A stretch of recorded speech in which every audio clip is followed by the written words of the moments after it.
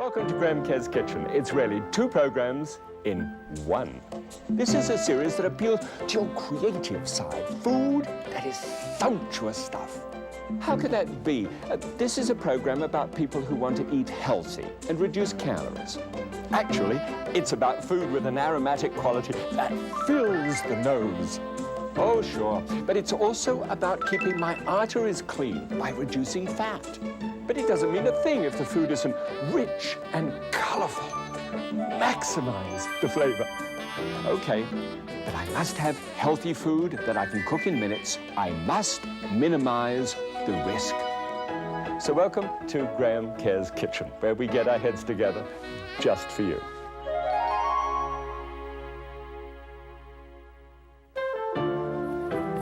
And welcome back indeed. I tell you what, it's nearly Christmas, at least I hope it is, at the time when you're watching this program. They can be played at odd times all over the world and different times of the year. But boy, for me, it's close to Christmas. And I've got a cookies and cream and raspberry dessert that looks absolutely indecent, and it really isn't. You know, when we actually put out this individual food preference list, and I got back one from Sharon Kotbra, Sharon told me that she didn't like the idea of the dish that I had at all because it had prunes instead of oil in it, and she just couldn't take this, and her sons couldn't take it either. I mean, this is bad news. Sharon, I want to tell you, is from, well, partly from Poland from her mother's side and Bohemia from her father's side. She's got about 20 to 30 pounds of weight to lose. That crept up over the years of 30 years of Bohemian cooking, and it has a tendency to do that, doesn't it, Sharon? Well, anyway, your sons, you say one is very active and one is rather hefty. Hi, hefty. Just want to say hello. And I understand that you really did like the prunes and didn't notice the flavor of them at all and just enjoyed this dish. And that you left it, Sharon, overnight in the fridge and it all went goo and gulp and things like that. That's a good idea. You know, when the house is all quiet, then put on the anyway. Here is what your national cooking style is like. USA Southern is your #1 pick. There goes Northern Europe, that's where you live. And here is the Italian back up again. I tried compressing that and couldn't come up with anything. And this is dessert time anyway, so it doesn't really relate. Cookies are a big thing with you. Cocoa you enjoy, which is great. Raspberries are big on your list, so that went very well. And strained yogurt, as one of the techniques that we've been doing, is high up there too. So that's wonderful. Come on through and I'll show you how we make the cookies.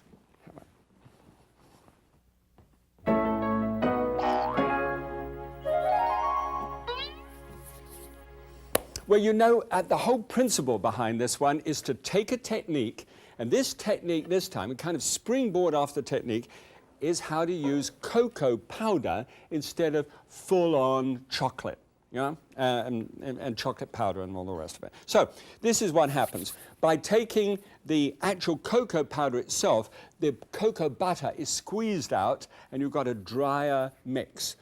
How do you get that moisture, that round, beautiful smoothness? Well, here are a few things that you can use. You can use applesauce in the place of the fat which has come from the chocolate. You can use apricots, just sieve them. You can use prunes, which I'm going to use today. Pears can do it as well. And look, if you don't actually have the time to be able to make these sievings, you can get the Gerber baby foods. And if you look for the #1 instead of 2, we got the 2, it's got tapioca in it as well. That's okay. But if you look for #1, that's without any form of starch whatsoever. Okay? And those things will do very well. Now, how does it actually work?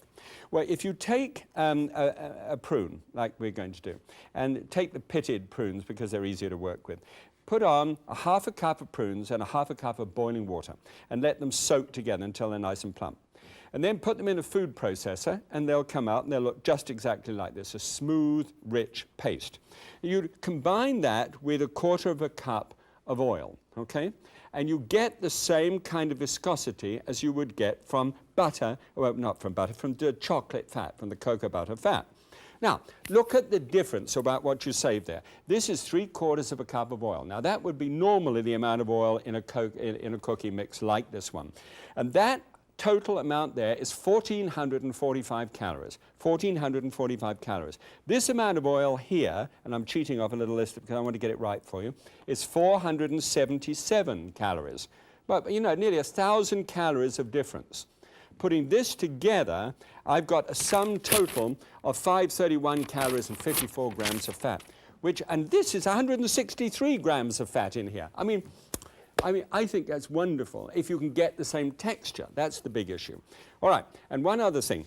When you've got cocoa, since that's what we're talking about, if it says on the label Dutch processed, European style, that means that the acidity has been reduced and it's been made alkaline. Now, because of that, when you put baking soda into a cookie to make it light, you need more acid, because normally it would relate to the acid of the cocoa, but now it doesn't have acidity there, so you have to use yogurt. So I used a little bit of yogurt, and I found that went very well. Okay, all right, let's take this cocoa powder business and put it into action and see what's on the menu today. Today on Graham Kerr's Kitchen, cocoa cookies and cream.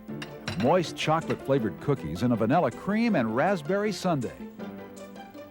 Okay, now I am absolutely thrilled about my get-up today. I hope you enjoy it. But this is a guy who's going rapidly downhill, which feels very much like me, and it's snowing, of course. And this, I like to think, is I'm dreaming of a white Christmas. I don't think it is, actually. I went to a friend the other day who's a great pianist, and I said, look, can you play this? And I kept on turning it, and he was going, but he said, no, it's unplayable. So I'm not sure what it is, but I'm assuming it's right, Christmas. Okay, ready? Let's go. First of all, then, let's get a large bowl up. This is cookie time, and this is kind of slosh it in, you know. So the first thing that we'll slosh in is that puree of the prunes.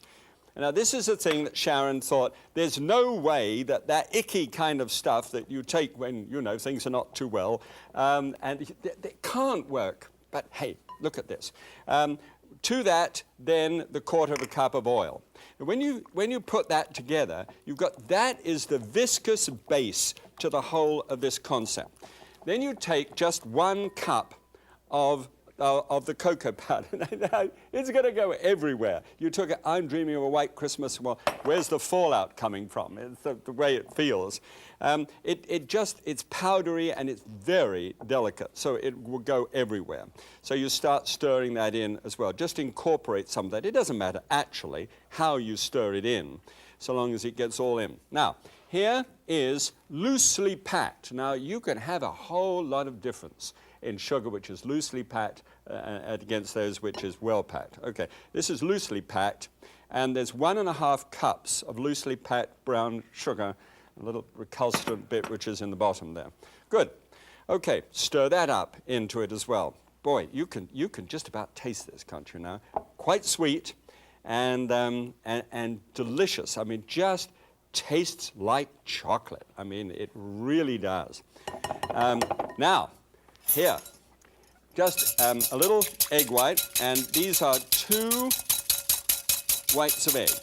And these are beaten not until they're frothy, you know, like egg white is beaten, but until it's sort of moderately frothy like that. And then just pour that over the top as well. Good. As a matter of fact, if you've ever, around about Christmas time, get the children involved in this one, they love it. You know, get them up on the counter, anything from 4 years of age. Take a little bit of this and put it separate. About this stage now, separate it into a small bowl and get them at it. Male or female, doesn't make any difference. Isn't that wonderful nowadays? Doesn't make a bit of difference anymore. Boys used to be out whittling sticks, and now we can be indoors making things. Just wonderful. Okay, black, looks great. Now we put in the yogurt. Now the yogurt's important, you know, because it's going to react upon the baking soda. And you see what happens with the baking soda. How about when you've overeaten at some stage? I know you never do that, but say just for a moment that you've overeaten, and you kind of feel like this, and you get that acid, you know, in the back of your throat. I know it's revolting, but we've got to talk about it. Well, what do you take? How about baking soda? I mean, baking powder, bicarbonate of soda. Oh, it goes like this, and it's all gone. The acidity has been neutralized. Why? Well, the baking soda got down there in the acidity in your stomach and did it. So what's going to happen, that which happens, is carbon dioxide. Huh? And so that's that little bit of gas that we produce inside the cookie and trap it, and that's what makes it light. There we go. All right, so that's stirred up nicely now, all ready to go. Now, that's the basic part of it. I'm going to put it to one side. Now, for the flour, use cake flour, okay?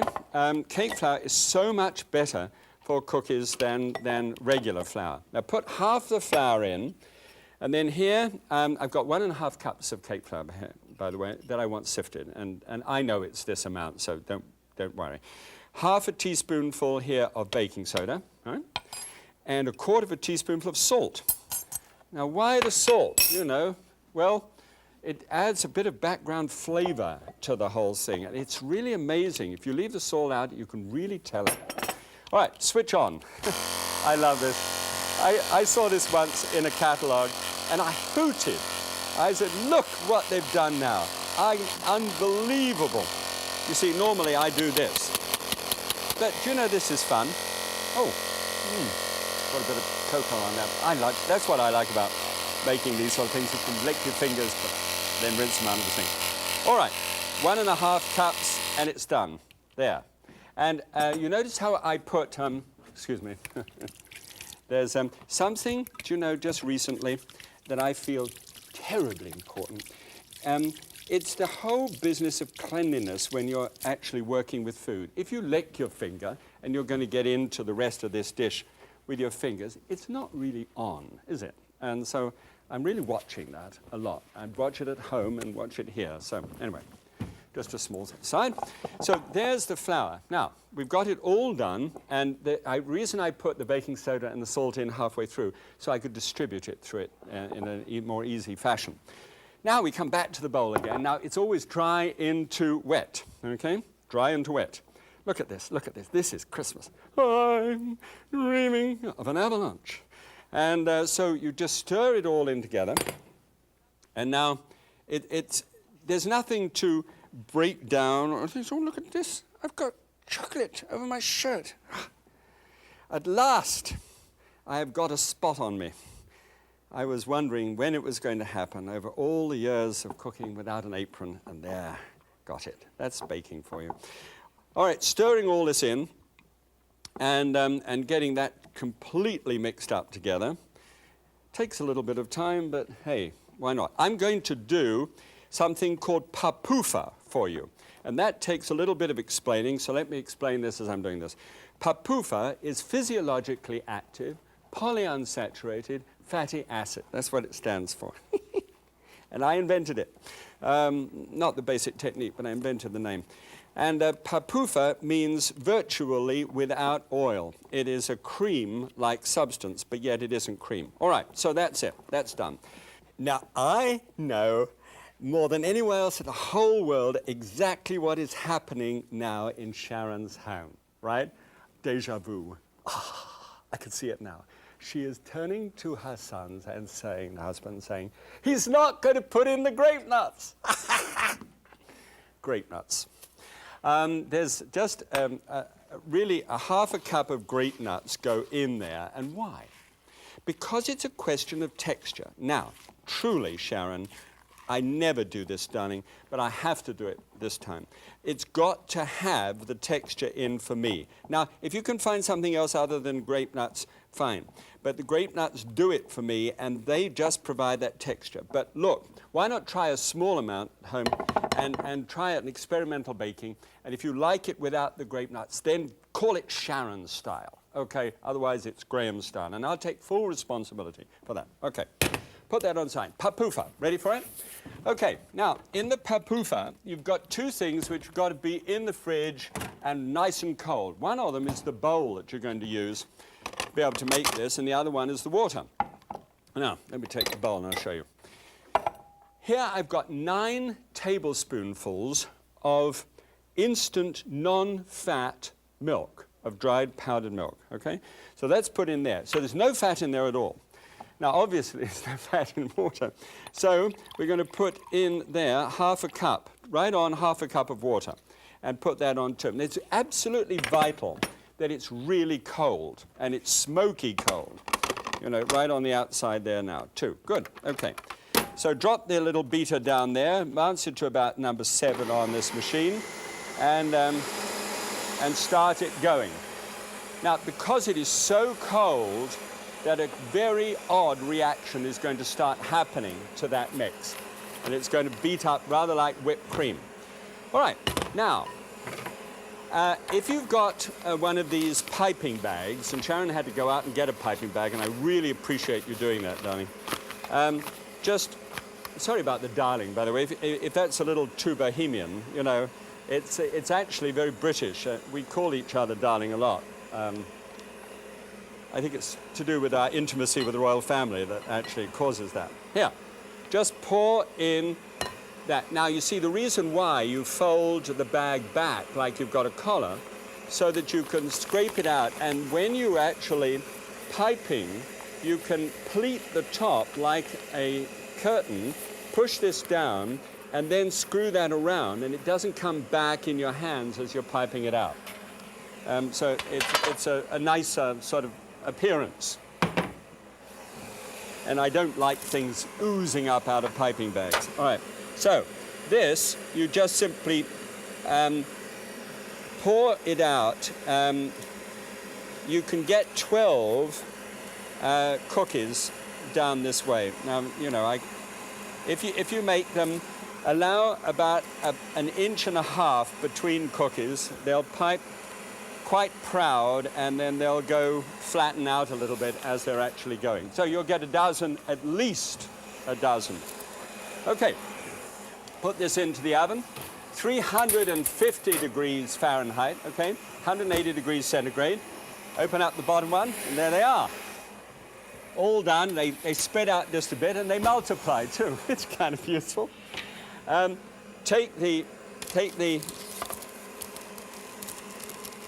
piece of paper off the top and just lay it out and let them breathe a little bit. They'll be always just a little tacky to the touch, but oh, they're nice. No, they're just gentle enough. Okay, so this is going well now. Over here, I've got some raspberries, all right? So you take a packet of frozen raspberries, let them defrost, and then using this little sieve with this sock and sieve thing here, which really gets all the pulp out of it and just leaves the seeds behind, you can then scrape that for the back of this. It really works very well, this. So now you've got a red fruited sauce there.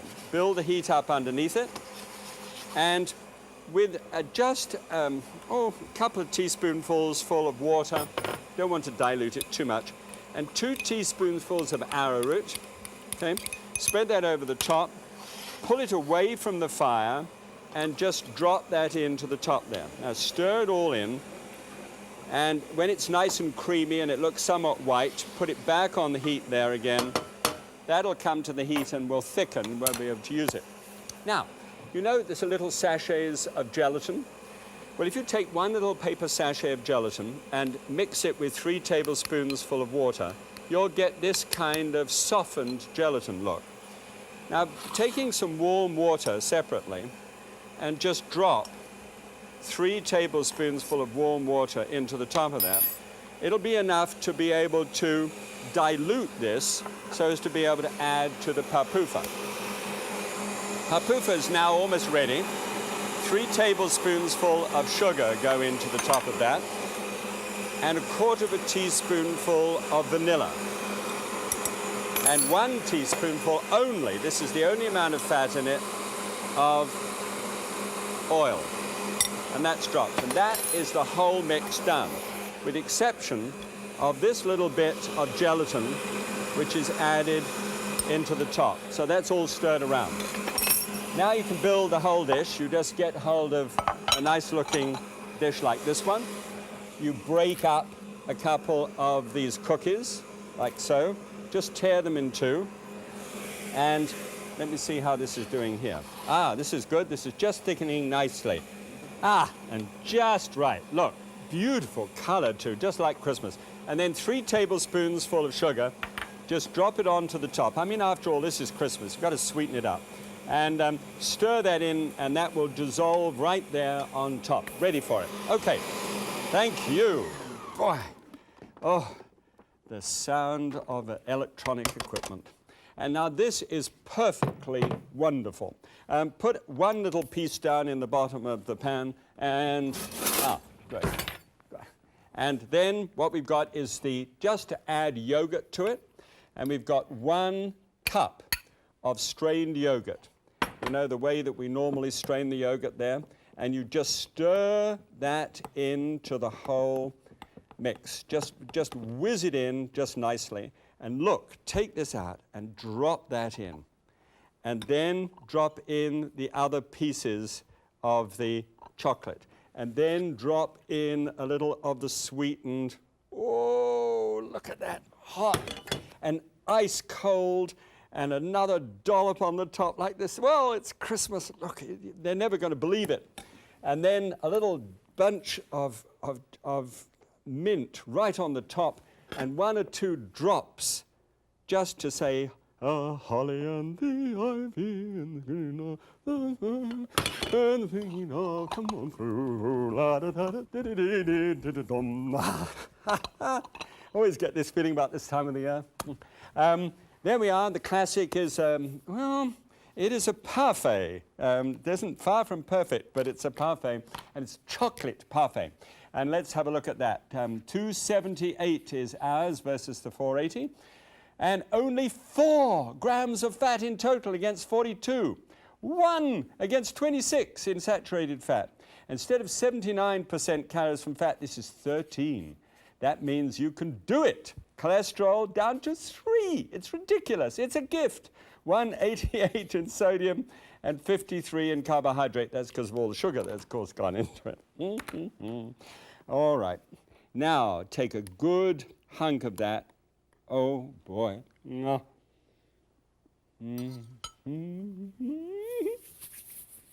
I did this for our daughter Tessa for last Christmas, and the whole family just loved it. I mean, really, it was a wonderful, fabulous time. So please try springboarding. It's an amazing idea. Put a little cream in it if it worries you a little bit, but otherwise, everybody around here says, hey, go for it, buddy. Okay?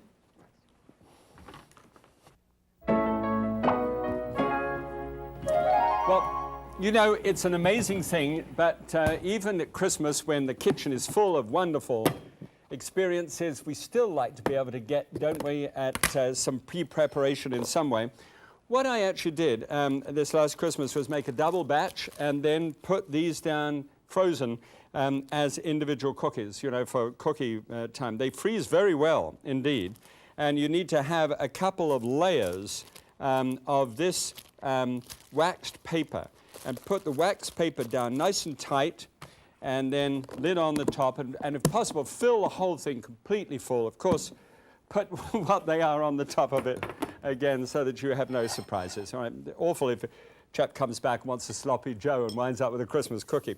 All right, now here, this is for afternoon tea time, as if you hadn't eaten enough over Christmas. Now, a little of the lower sugar jams, if you make it yourself.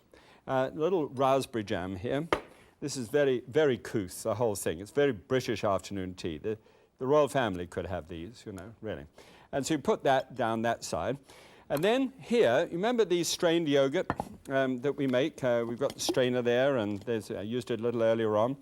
And then you just dive into the top of this just for a little strained yogurt. Now, this is strained vanilla yogurt, non-fat, plain, except that it's vanilla, so it can't be totally plain, yogurt. All right, good.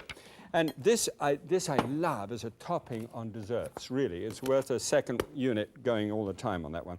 So now you just sort of spread that out a little bit on that side of the cookie. And then you sandwich the two together.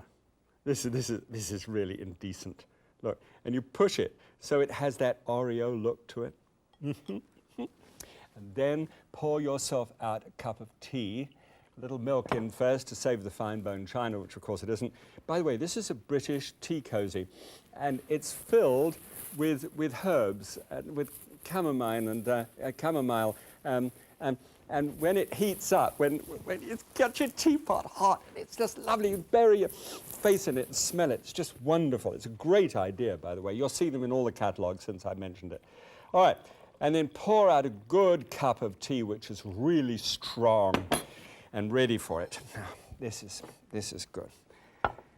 You know, the same sense of chamomile as they plant chamomile into Buckingham Palace grass, you know, when you go for a tea party there, and the smell of the chamomile comes up as people shuffle around and say, hello, your majesty, and things like this. Really nice.